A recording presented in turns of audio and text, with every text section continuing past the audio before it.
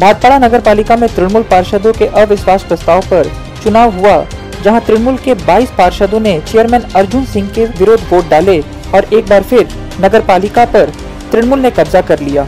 आइए जानते हैं दोनों ही खेमों के पार्षदों ने इस पर क्या कहा। आज भाटपाड़ा नगर पालिका में अनास्था का वोट हुआ, जहां टीएमसी ने जीत हासिल की और एक बार अर्जुन सिंह को झटका लगा, लेकिन माहौल तो कुछ और ही बता रहा। माहौल पूरा सत्ते में है, जगह जगह पुलिस की तैनाती है, जैसा कि हम देख सकते हैं।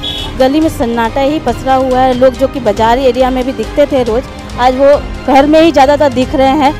अभी वोट हुआ है, लेकिन यहाँ का माहौल अभी भी शांत नहीं है और उत्तेजना का माहौल हम साफ देख सकते हैं। না, এটা তো হওয়ারই ছিল, তৃণমূলই জিতবে। তৃণমূল কাজ করেছে, মমতা বন্দ্যোপাধ্যায় মানুষের কাজ করেন, জন্ম থেকে মৃত্যু মমতা ব্যানার্জি মানুষের পাশে থাকেন এবং সমস্ত দিক দিয়ে রাজ্যে উন্নয়ন হয়েছে। ভাটপাড়ার নাগরিকরাও সেই উন্নয়নের স্বাদ পেয়েছেন, এটা তো বাস্তব। তাই আমাদের কাউন্সিলররা সবাই ডেডিকেটেডলি তারা মমতা বন্দ্যোপাধ্যায়ের প্রতি আস্থা রেখেছেন, তৃণমূল কংগ্রেসের প্রতি আস্থা রেখে আজকে আমাদেরকে সবাই আমরা একসাথে মমতা বন্দ্যোপাধ্যায়ের তৃণমূল কংগ্রেসের পাশে দাঁড়ানোর সমস্ত জায়গায় আমরা জয়ী হয়েছি। চ্যালেঞ্জিং দেখুন, আমরা সিপিএমের সাথে লড়েছি, আমাদের কাছে কোনো চ্যালেঞ্জ না। সিপিএমের মতো একটা শক্তিশালী সংগঠনের সাথে আমরা লড়েছি, এটা আমাদের কাছে কোনো চ্যালেঞ্জ না। এটা কাগজে বাঘের সাথে আমাদের লড়াই হয়েছে, আমরা আলটিমেটলি বুঝলাম, তাই তো হিমাংশু? কাগজে বাঘের সাথে।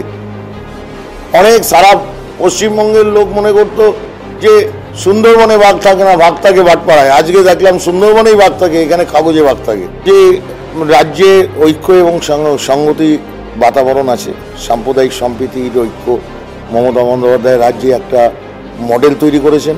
আমরা এই এলাকার কসমোপলিটন এলাকা, এখানে মানুষের কাছে বার্তা দেব যে প্রত্যেকে শান্তি সহাবস্থানের মাধ্যমে ঐক্য সংগতির বাতাবরণে মমতা বন্দ্যোপাধ্যায়ের নেতৃত্বে যে সরকার, বাংলার সুস্থ সংস্কৃতি, ঐক্য এবং সংগতি, এটাই আমাদের বার্তা।